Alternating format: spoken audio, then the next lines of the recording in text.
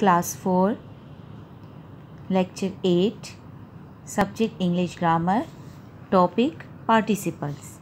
Good morning students. Take out your English 4 lines notebooks. Draw margin line. Write day, subject and date. After that start writing participles with capital letter, then start writing its explanation. The participles are words that takes part in two different word classes. They are verbs but also act as adjectives. Dear students, keep in mind that participles are a word which has two types of duties, which performs double duty. Look at its exercise. Fill in the blanks with participles. Dear students, you have some words given and you have to do what? You have to write its second and third form. After writing it, you will know about participles. Dear students, in participle, you have to concentrate on two types. Present participles and past participles. Look at first one, break. Whenever you put ing with break, so it will become present participle. But when you put ed with it, look, let's suppose here it is break. So with ing, it will become which participle? Present. This one is present participle. But when you put ed with it, so it will become past participle. But here you don't have to concentrate on present or past. Later on we will do it. Just keep in mind that ing and ed formula. Right now you have to write its first form, second form and third form.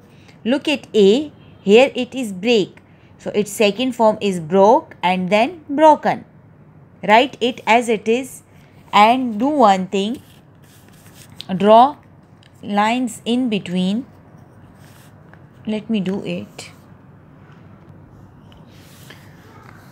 Yes, now I have drawn some lines in between, so you can better see it. And I wrote first, second and third form on the top of it, so it will easy for you to recognize or to understand. Now look at A, break, write broke for its second form and broken for third. B, go, went, gone. C, stream, streamed, streamed. D, say, said, sad. E, show, showed, shown. Cheat, cheated, cheated. G, hear, heard, heard. H, spread, spread, spread. Dear students, here it is the end of it, but you have to do what? You have to learn it. And if you want to do some practice kind of thing, so you can write second and third form of some other words as well. It is up to you, just for fun. But keep in mind that formula ing and ed.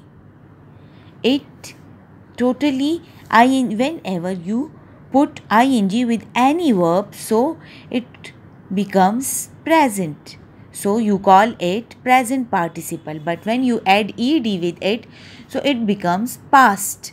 So you call it past participle. Later on we will do it. Just write your work neatly and be ready for our next topic. It would be use of who and which. Thank you students.